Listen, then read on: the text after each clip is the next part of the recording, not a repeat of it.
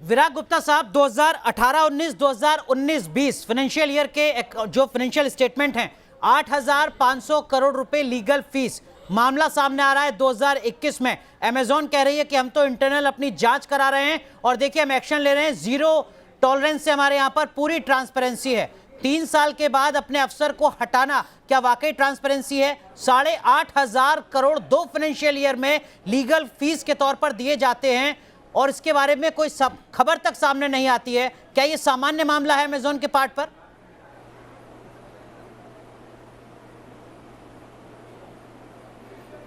नहीं, देखिए, ये जो आप बहस कर रहे हैं, एक तो बहुत ही आपको धन्यवाद कि इतने महत्वपूर्ण विषय पर आपने चर्चा की, और जो आप अभी चर्चा कर रहे हैं ये तो टिप ऑफ द आइसबर्ग है।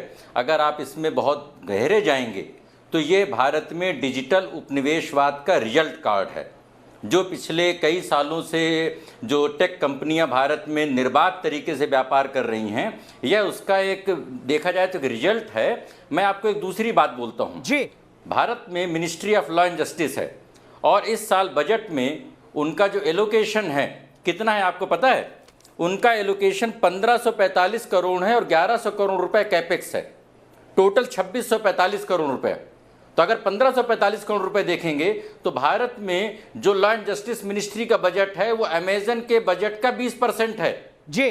भारत सरकार का कानून मंत्रालय जितना खर्च कर रहा है उसका 5 गुना ज़्यादा अमेजन अकेले खर्च कर रहा है। समझ सकते हैं कि इसके कितने इम्प्लीकेशंस होंगे। बिल्कुल।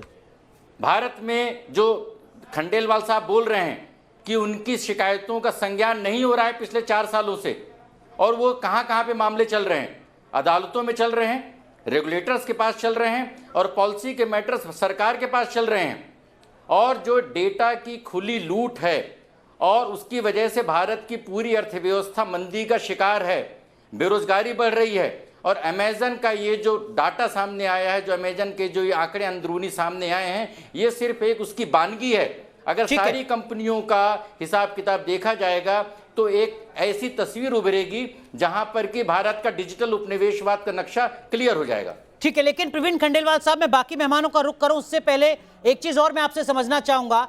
हो सकता है कुछ लोगों को लगे कि देखिए अमेजन तो भारत की अर्थव्यवस्था, भारत के कारोबार की तस्वीर को बदल रहे हैं। दूर दराज के इलाके में कोई भी शख्स जो बैठा है वो अपने कारोबार को बढ़ा सकता है, राष्ट्रीय स्तर पर अपने प्रोडक्ट को पहुंचा सकता है, क्योंकि अमेजन जैसा प्लेटफॉर्म है उनके पास जो कहता है कि हम $2 अरब का निवेश कर रहे हैं, हम 10 लाख लोगों को रोजगार दे रहे हैं। क्या यही सच्चाई है? अनुराग जी, ये बिल्कुल एक सफ़ेद झूठ है। मैं आपके चैनल के माध्यम से पूरी जिम्मेदारी के साथ मैं ये बात कहता हूँ कि जो भी ये कहा जा रहा है कि हमने इतने लोगों को दिया, हमने रोज़गार दिया, सवाल ये कि आपने कितने लोगों का रोज़गार उजाड़ा।